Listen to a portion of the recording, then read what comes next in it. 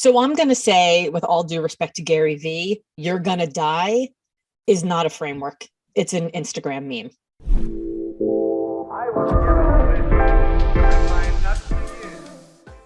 Laura, welcome to the Better Well Show. Hi, Caleb. How you doing? I'm doing phenomenal. We were just talking about our love for Brian Wish, and I'm a big fan of him, and he's connected me with some pretty incredible human beings that we've had conversations about best-selling books and missions and nonprofits, and I know that this is going to be another incredible conversation. So one of my favorite ways to open this up is if we were on a long elevator, okay, and so it's not like super long, but it's enough for you to share just a quick your background and what makes you unique and what makes you so excited about life. How would you start that conversation?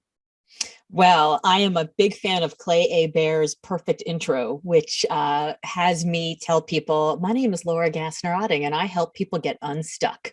That's it. I don't need a long elevator ride. That's what I do. If we have a little more time, you might say, well, how do you do that? And I could say, well, my secret superpower is that I am able to look at people and within pretty short order, size them up and understand what makes them great and reflect it back to them in ways that they can either see it for the very first time or actually believe in it enough that they can do something with it. Man, we're only on floor 5 and you have everyone like leaning in. So there's so many things that we could pivot in so many areas. I'm a big fan of the number one investment you can make is in yourself. And if you look at the world, a lot of people are diversifying their ability to have an impact. And as a result, we're living to a fraction of what I believe our God-given potential is. And so you opened up a lot of areas. I know that you've written a book. I know that you're going to be having a TED Talk that we're going to be promoting. I'm encouraging everybody that's listening to this to go watch it. I guess how do you do that, and how do you really uncover that? So my body of work can probably best be summarized in the fact that I have an unquenchable curiosity about the question, why doesn't success equal happiness? It's a great question. So here we go. We are young. We are told, find a job, find a career, find a college, find a major, like pick something and go. And we're like, okay, sure. And so we do it. And we go to college, we go to trade school, we do whatever it is that we do. We start off on our career. And then somewhere around 25, we're like, is this really what I want to do? And around 35, you're like, I'm not so sure. And around 45, you're like, let me get the Porsche and have an affair and have a midlife crisis.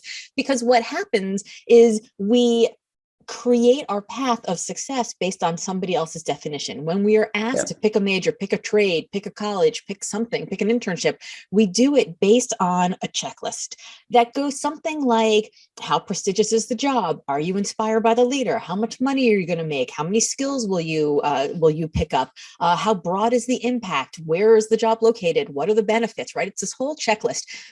And so we spend all of our time filling in all the boxes on that checklist. And we're like, okay, the boxes are full. Why do I feel empty? And the answer, Caleb, is because we're fulfilling somebody else's definition of success.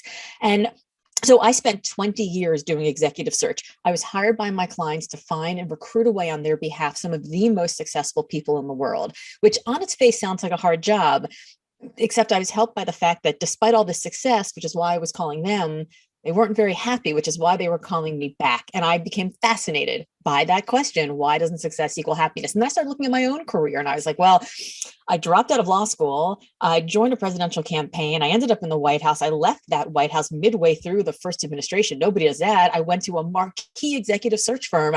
And then I left when I realized that their definition of success wasn't the same as mine. And I started my own and I was super successful at that. And then I sold it to my people right at the time where I could have been just riding off into the sunset and mailing it in and just taking home checks for the next 15 years. But I was constantly changing and growing and evolving. And so here's what happens. You make the decision when you're 15, 16, 17 years old, when you literally do not have a frontal lobe, like the part of your brain that dictates good, logical, sound decision-making. And then you're asked to make this decision that's going to affect the very rest of your life. But we don't give ourselves grace to know that at every age and at every stage, about every 7 years or so, we change. Our family changes, the world around us changes, there's a global pandemic, like whatever the thing is, and what is important to us and what success means for us changes. And so my first book, Limitless, How to Ignore Everybody, Carve Your Own Path and Live Your Best Life, is based around the framework of how we can actually create a definition of success that works for us and lean into that instead of everybody else's definition. is one of the frameworks that knowing that we're going to die someday and that life is insanely short and that it's not going to matter in the end. Or what is the question? What is the hack? Because one of the things, and I'm 26 years old, so I'm like, I'm right maybe at that like quarter / midlife crisis. Yeah. And I definitely in the last couple of years have realized like, oh, I cared way too much about people and status items that I don't even care about now. And I would say I was very blessed that I didn't make life-changing decisions when I was 18, 19, 20 based on that, but I definitely was influenced. But I see what you're saying to be very, very accurate with this whole middle quarter life crisis. Yeah. So I'm going to say, with all due respect to Gary Vee, "You're gonna die" is not a framework. It's an Instagram meme. It's fair. It's just not. It's not a framework. Just like follow your passion is not a framework. It's not even good life advice. Frankly, it's the spoken word illegitimate sister of the live, laugh, love tattoo. It is terrible. What follow your passion does is it says, as soon as you find your passion and you follow it, everything's going to be roses and unicorns and Skittles, and it's going to be great. But the minute something goes wrong, the minute it gets hard, the minute you get rejected, the minute you get a no, you're like, oh, I guess this must not be my passion. I should do something else. And frankly, that's horseshit. Now, people will say like, tell me what you would do if you knew you couldn't fail. That's your passion. And I'm like, no, Caleb, tell me what you would do if you knew for sure you would fail, but you would still do it over and over and over until you got it right, because that, Caleb, is your passion. So you're not just following your passion, you're actually investing in your passion. You're listening to podcasts like this, you're reading books like mine and some of your other guests, you're listening to speakers like you and I, and you're learning what it takes to actually get comfortable being uncomfortable. So you're going to die and follow your passion and, I'll be happy when, like, all that stuff is nonsense. A framework says, here are the steps you actually have to take. So, you and I have both seen speakers on stage that are super smart and they're super inspirational. And you're like, wow, he's right. But I could never do that. And there's a difference between, wow, he's right, that's a wall of smarts coming at me, and wow, that's right. And I see where I fit in that story. So for me, a framework is saying we should not be pursuing someone else's definition of success, saying, I want to find work-life balance, or I want to be happy when, or I need to find purpose, right? All of these Instagram memes that we are pursuing as if like, once we put it up on our perfectly curated life, everything's going to be wonderful. I tell people that they need to pursue consonance.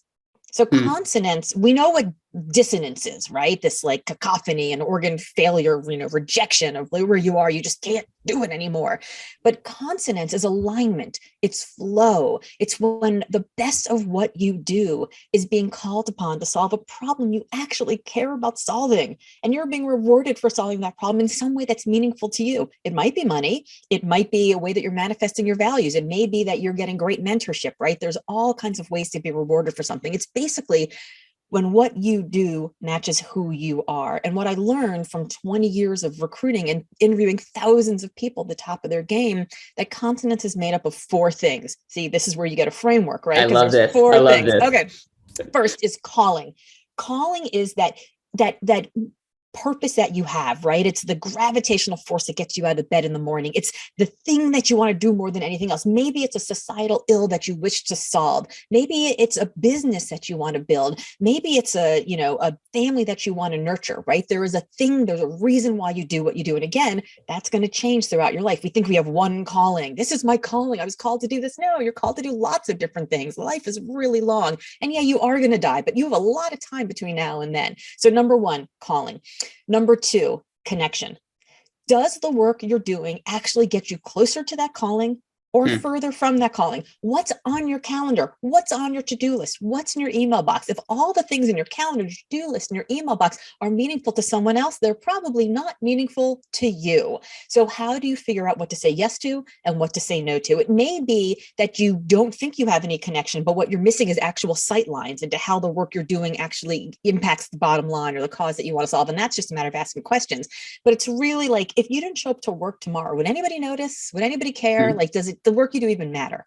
That's connection. Third, contribution.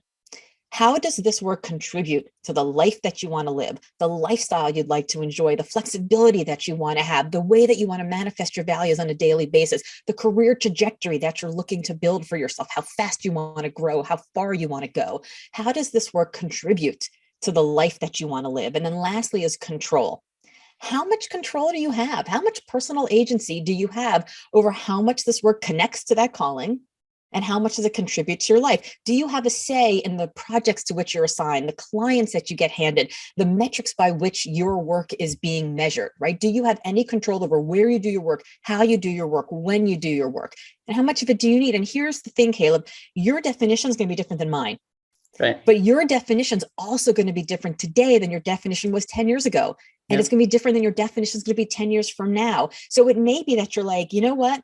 I don't actually care about being inspired at all. Doesn't matter to me. I want to go in, I want to make a paycheck, and I want to come home and be with my family. Cool. If your job gives you no calling, but you want no calling, then you're in perfect consonance with that. That's awesome. So you can have as much or as little of each of these four things as you want, but it only has to work for you. And these bigger definitions of success, they have this one myopic, singular definition that the fastest and most expedient path to the corner office is the only one that counts. Yeah. And maybe that's good for some people, but that wasn't good for me. I got to the corner office and I was like, okay, I'm at the top, but the top of what? This is really where I want to be.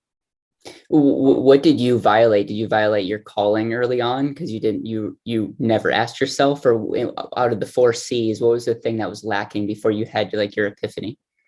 Well, that's a really interesting question.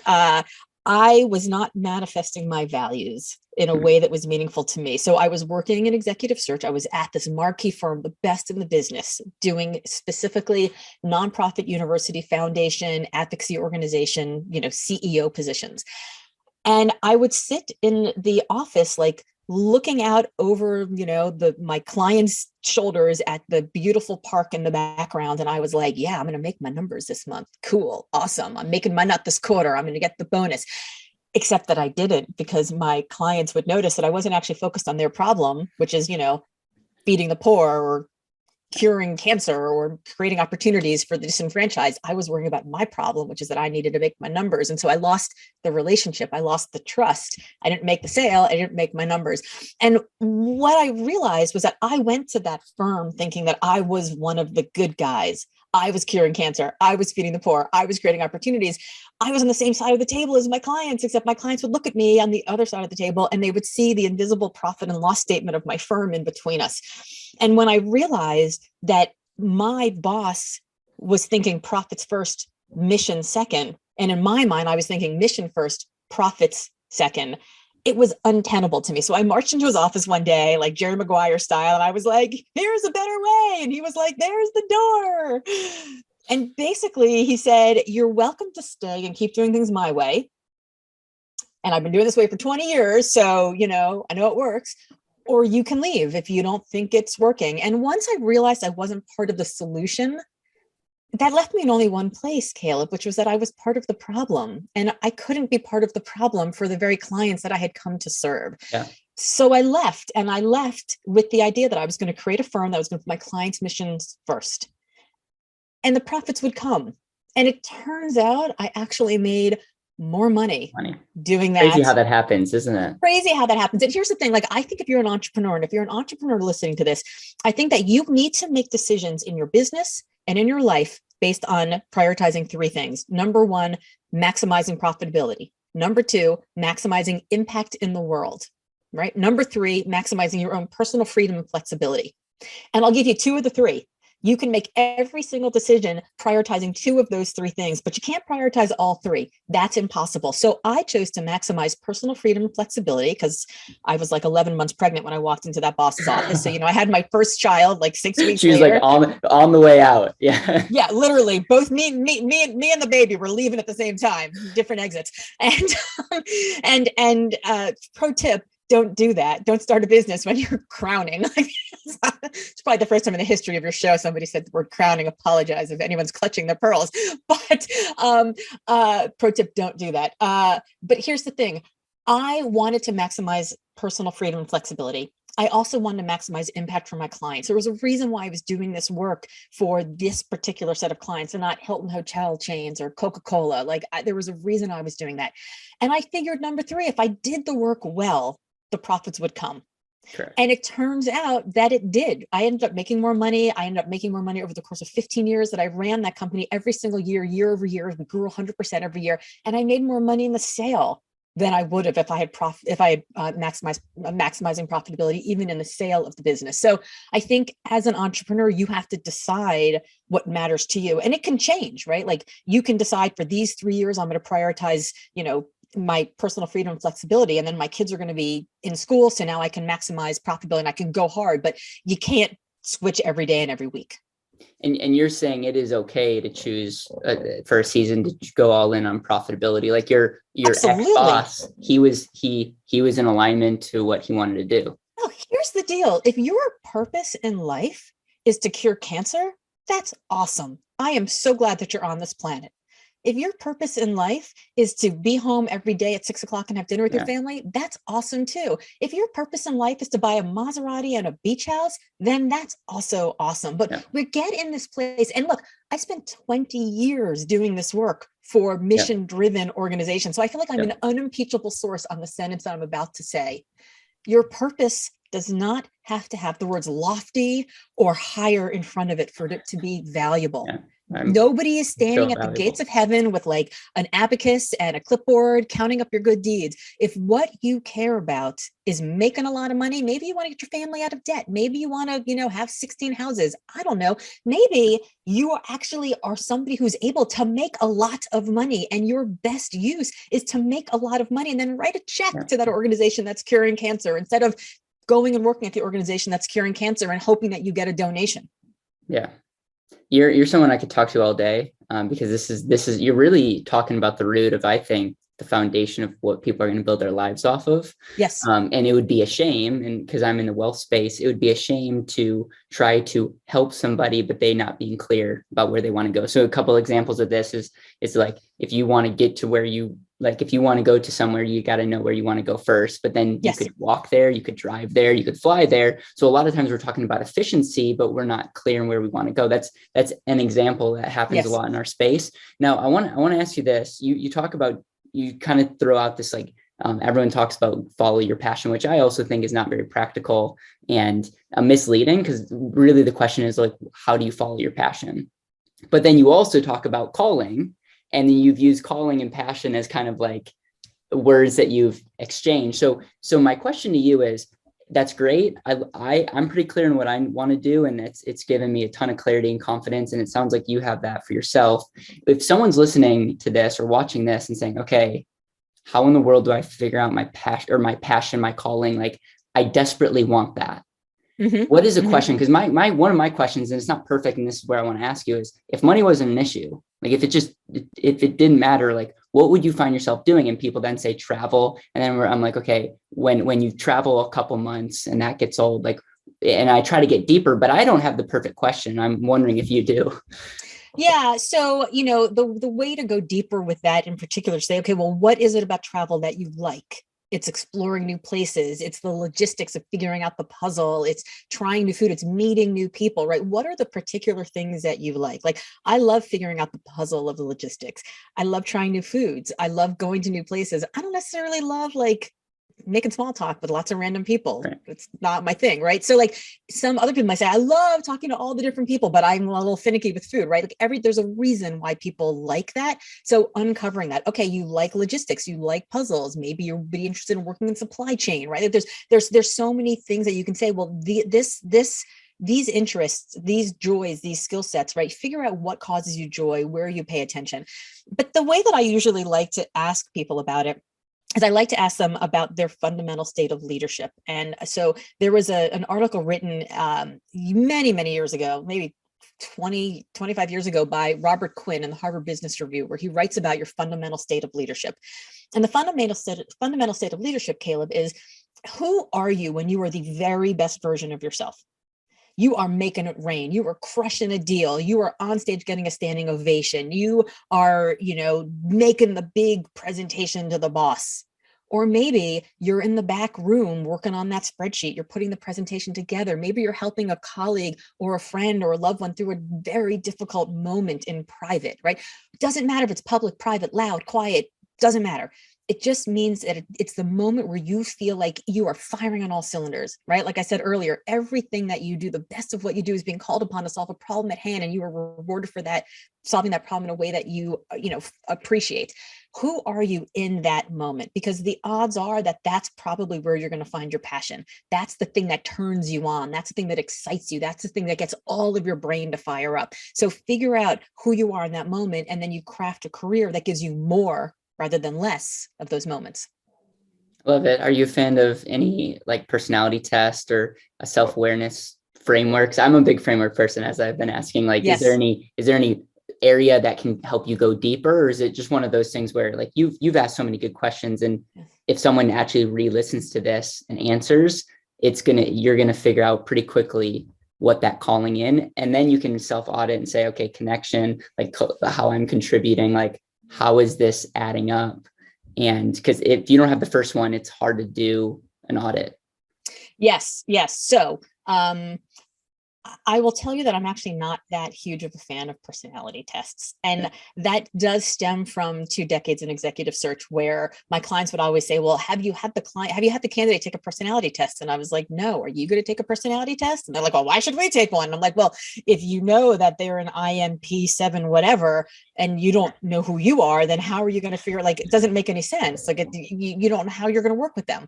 I also think that for women in particular, some of those personality tests can be a little damaging. So if a woman is more of a, intuitive, or more of a thinker, or more emotional, something, and they get upset about something, then the men in the office are like, oh, well, that's just because you're emotional, you're good. And it just kind of like, I feel like people take those tests and then they suddenly think that they have a PhD in psychology, and they don't. And so I feel like I've seen them used more for bad than for good, because people just don't know what they're doing.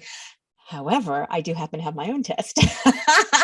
So I have a very intense test at limitlessassessment.com. And there's actually 14 questions for each one of the 4 C's. So there's 7 questions for your compulsion and 7 questions for your quotient. So how much do you want calling? How much do you have calling? How much do you want? How much do you have for each of the 4 C's of calling, connection, contribution, and control?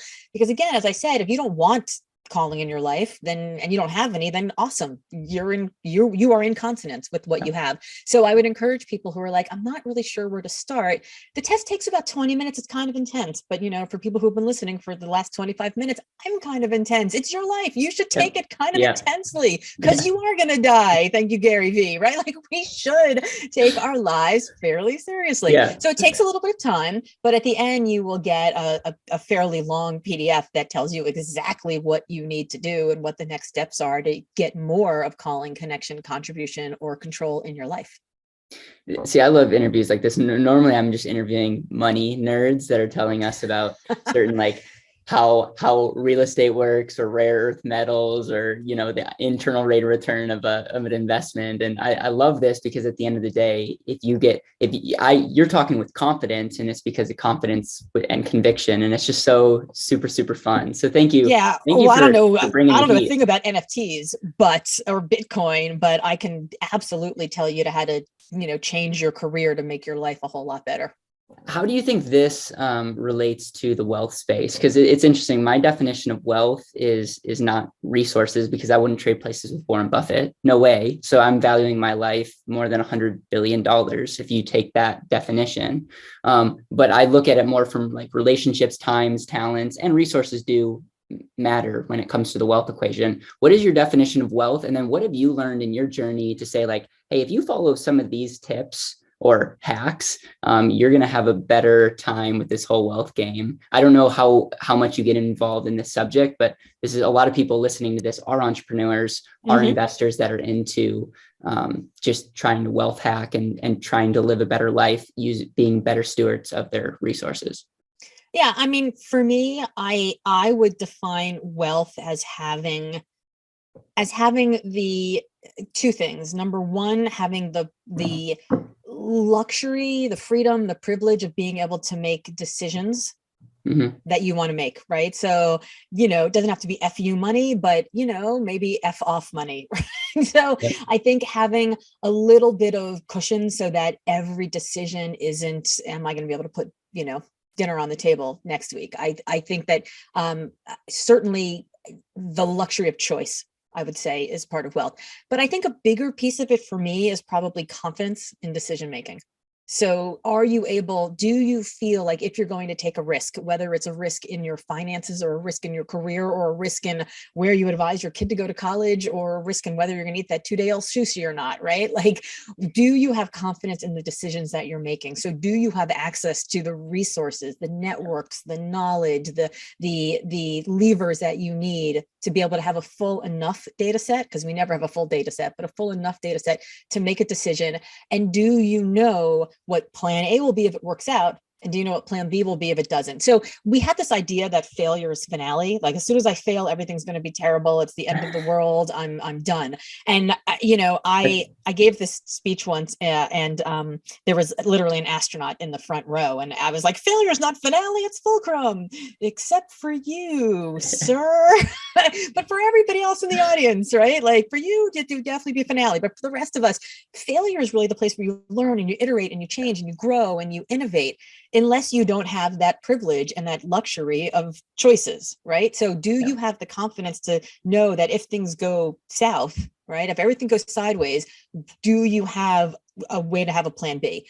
But more often than not, I find a lot of entrepreneurs don't have a plan A. They're so busy worrying about the plan B. Here's what I'll do if I fail, that they don't think about what they'll do if they succeed. And I was giving a talk once at a university, at an entrepreneurship class, and this guy in the back row raises his hand, and he was like, so let me ask you a question. Like, what would you do if you failed, if your business didn't work? And I was like, well, I don't know. You're an entrepreneur. You're in an entrepreneurship class. What will you do if the business you want to start doesn't work? And he was like, oh, that's easy. I'll just go get another cubicle job and write another business plan until I, save money till I can start my next business. And I'm like, great. What will you do if your plan works?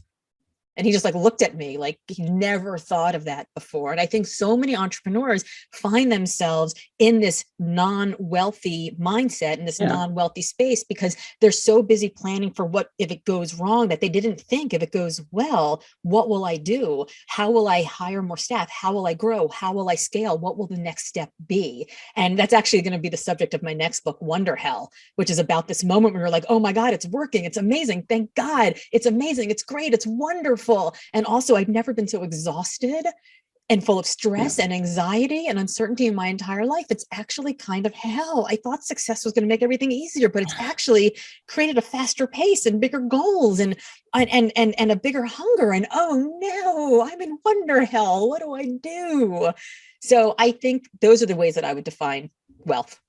How does fear play a role in keeping people back? And this is actually special because I'm actually in my childhood home right now. And I left a bank job at 21 years old to start betterwealth.com. Yeah. And so it was interesting. And this tells you how cushy my life was, because I've never, like, parents are together, dad, like both of them are successful. Like I would never be on the street if I failed, but I was like, right. I had to realize my fear is actually what people think of me and this perception of failure. But then when I was able to label that, and I was like, okay, that was helpful, because before I had this fear, but I couldn't label it. And what I've found is a lot of people just are not self-aware of their feelings, but the reason they're not doing what I think they know what they need to do is a fear that they might not be willing to talk about, or that it's just they're not self-aware. Am I onto something, or is it something that I'm just... No, I think you're right. My favorite Eleanor Roosevelt quote is this: we would worry much less about what other people thought of us if we realized how seldomly they did. Yeah.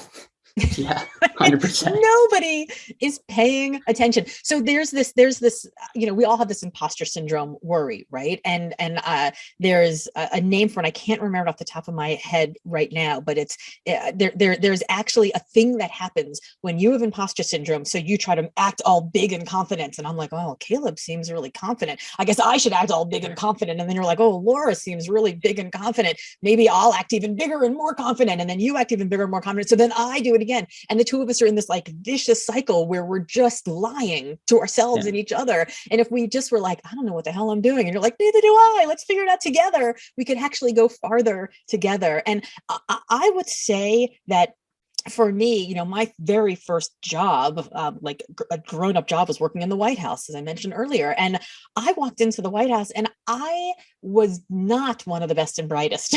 I was definitely like literally wearing my mother's old hand-me-down suits, literally. And everybody else was there and they'd all gone to prep school and private schools, and their daddies were like, you know, big donors. And I was like a volunteer who scrapped my way into this volunteer job. And they're all sitting around the table, like with their New York Times all highlighted and dog-eared, and they're sitting and they're making all kinds of notes before, you know, we're about to start a staff meeting. And I'm looking around, looking at my notepad, and it's empty. And I'm like, I guess I'll just make a list of groceries I have to buy because everyone looks like they're doing stuff. And I was so busy trying to pretend, trying to fake it like I made it, trying to like pretend like I belonged, that I was missing the relationships that were forming around me. I was missing how people, you know, where they sat at meetings and how they prepped and who they talked to and what they were wearing and how the deals got made. And I was so busy trying to fake it and trying to look like I belonged there, trying to be so worried about what everyone else thought of me, that I missed out on this huge opportunity to grow. Yeah. So, you know, I think that this fear that we have that we're going to be found out, that we're going to fail, that people are going to laugh at us, like nobody's paying that much attention because everyone else is feeling the same way. And in fact, in the research that I did for my next book, Wonder Hell, I talked to, when I realized I was in this moment of like, oh my God, this is amazing, but also I think I want more. How do I do that? I'm going to flop. What am I going to do? I talked to 100 people. I talked to startup unicorns. I talked to Olympic medalists. I talked to glass ceiling shatterers. I talked to everyday people like you and like me. And what I learned from them is that each one of them at every single stage along their entire career, every time they did something they didn't think they could do, they experienced crushing imposter syndrome, doubt, vulnerability, uncertainty, fear, and just exhaustion and burnout. Every single one of them at every single stage. I mean, Sally Krawcheck, who runs Elevest, right? I mean, she was fired on the front page of the Wall Street Journal twice. She's the only person in history who's been fired on the front page of the Wall Street Journal twice. And she was like, yeah, I still don't know what I'm doing. She runs a $2 billion investment fund right now. But every single one of these people at every single level and every single new devil felt all of these things. So I guess what I would say is, yeah, we're all hiding it. We're all like children wearing our mother's hand-me-down clothes, and we're all faking it, but every one of us is going through exactly the same thing. So I think we just need to stop pretending like we know more than we do and open ourselves up by asking questions and saying, I'm not sure how this works. Can you tell me more? I'd like to learn more. I'm interested. Nobody's ever been like, you're interested. Screw you. They're like, awesome. Great. You're totally jacked up about the thing I'm jacked up about. People love that. Yeah, it's interesting to me because I agree people aren't thinking about us, but even if they were, why does that matter to us? And it's just interesting from a standpoint of like, does our identity come from what you think of me? It's just interesting because I think another form of leadership and form of self-awareness is figuring out where our identity comes from, because if your identity isn't tied up in certain things that, like, it goes back to the control element. If you can control where your identity comes from, then you have a pretty cushy gig. Everything else, you're kind of at the mercy of what your perception of what the world or whatever that thing that controls you. Yeah, well, actually, that's interesting that you say that. There's a sociologist named Charles Horton Cooley, who in 1902 coined a term, looking glass self. And the looking glass self refers to our identities are not what I think of me, and they're not what you think of me. They're what I think you think of me. Yeah. Right? Yes. That's crazy. So if my identity is what I think you think of me, then that means that if my identity is crap, I need to get better people around me, right? Like, that's not necessarily a self-confidence issue. That's an inner circle issue. Yeah. Love it. So many other questions. I want to be respectful of your time, so I'm going to come up with only 3 more if you have, you're good with that. Number 1 is, what is the biggest mistake that you've made since going off on this journey, giving advice to other people that are some of the most successful people in the world? Like, what are when you look back and say, oh, I gave this person advice, it could even be like last week, like what were some of the mistakes that you can share about, knowing what you know now, you would have given different advice? Well, that's a really interesting question. I don't want this to sound ridiculously egotistical, but it just might. So I'm just going to say it. I don't know that I've given advice that I would take back necessarily. I would maybe give the advice differently. I think the mistake that I have made as an executive coach has been sometimes I want the person's goals more than they want their goals. Right? You can't want it more than somebody else wants. And a lot of times somebody gives you a look good goal, like it looks good on my wall. I don't really necessarily want it.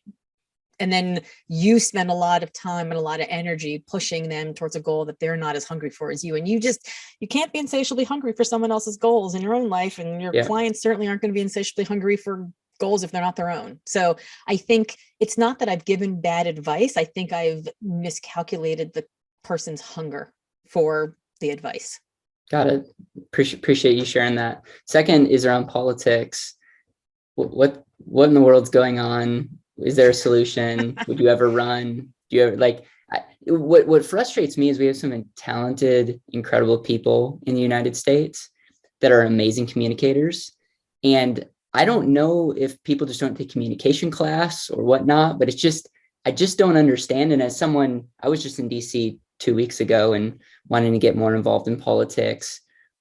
I mean, part of me goes like, man, this will be a blast. And part of me is like, I don't want to touch this with a 50-mile-foot pole. Yeah. What are your thoughts from your experience? And obviously you don't have to share anything that you don't want to share.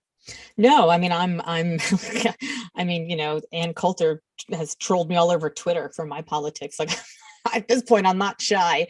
I feel like when you've pissed her off, you've done something right. No, I would never run. And I would never run because politics has gotten to a place where it's no longer about the candidate. It's about the candidate and their family and anybody they've ever, encountered. And my family's private and they don't want to run. So it's not fair of me to do that to them. Also, going back to the earlier part of our conversation, I have been privileged with an incredible career through which I can earn a pretty lucrative salary. And I have not the smartest brain in the world, but I've got a pretty good Rolodex. So I can earn a lot of money and I have a pretty good Rolodex. My best role in politics is helping find candidates who are awesome and raising a lot of money for them. I can make more change by getting the right people to run for office, by supporting them early so that they can raise more money than running myself. That would be solving my own ego's need to help, but it wouldn't be solving the bigger problem, which is getting the right people in office. So I would never run at this point.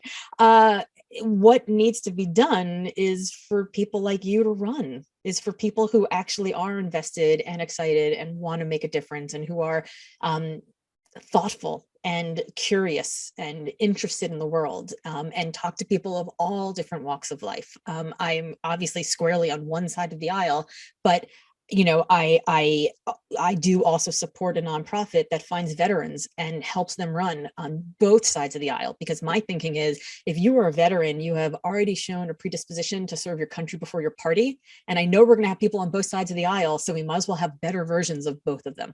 Yeah. Are you a fan of term limits? It's an interesting question. I am a fan of term limits. I don't think anybody should be in the Senate for 60 years. There's a certain point where it gets ridiculous. But I also do think legislating is not easy work. Like it is fairly complex and it takes a little while for someone to learn how to do it. So I don't think somebody should just have 2 terms. Right. Do I think that they should serve for more than 20 years? Probably not. But I am, it's not that I'm not a fan of term limits. I'm not a fan of gerrymandering and I'm not a fan of the electoral college. So I think that if you have a system and, I just talked about fundraising, I also think we need to get money out of politics, but while there's money in politics, I got to play the game that exists, right? You got to play the game that exists. Once that game is over, then awesome. And I'm happy to try to get people in office that want to end that game, but it turns out nobody in office wants to end that game because it's very good for incumbents. So, I think rather than saying we need to have term limits, we actually need to have districts that represent the actual districts so that the people can decide to term limit somebody who's no longer serving their needs. If somebody's in office for 50 years and they're doing a great job for their constituents, awesome, great, they should stay. But right now, there are congressional districts are these weird maps that are drawn to benefit one party or the other, whoever's in power at the time, where in the state office, where they're actually creating these districts. So, people go and they vote once every 4 years, but really who you're voting for your state rep and your state senator and your governor is going to make a much bigger difference overall. I 100% agree. And I think regardless of your beliefs, I think really being involved in the local level and really being educated instead of just reading, Drudge Report headline, is, I think that's going to have a ripple effect that can serve your community and the nation. Yeah. And the truth is, unless you are literally a member of the military on active service duty, the person who you elect for your school district, for your mayor, for your city council, is going to affect your day-to-day life much more than every 4 years for president.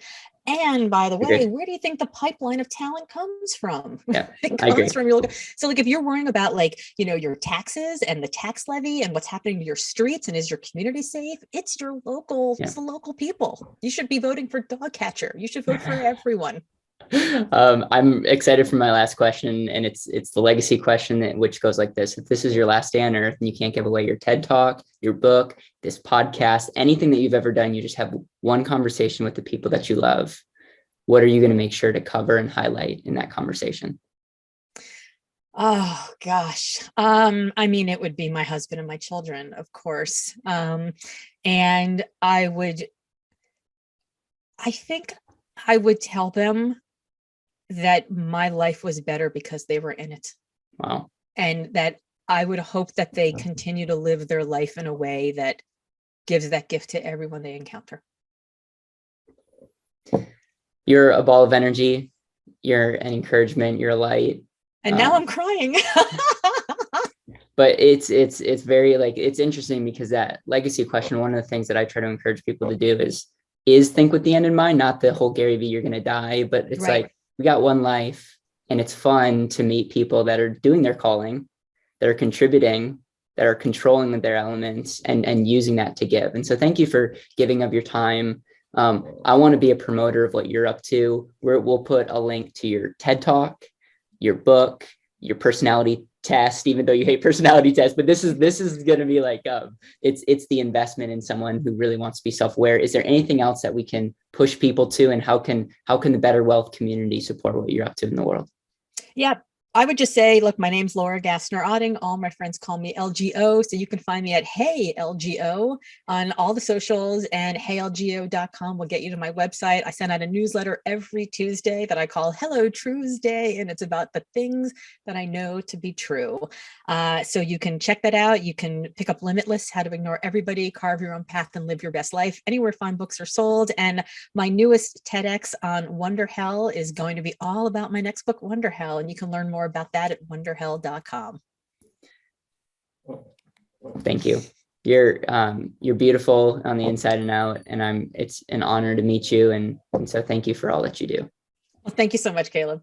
Hey, I want to thank you for watching till the end. If you enjoy our content, please like, share, subscribe. It helps other people find our channel, and we really, really appreciate it. I also want to let you know that we have this thing called the Better Wealth Efficiency Quiz, and our goal is to give you a wealth efficiency score in less than 3 minutes, and really highlight and get you to start thinking about the potential inefficiencies that you have in your life. So if you haven't taken the quiz, go check out, it'll be the link below. Check that link out, take the quiz, and then let us know your score.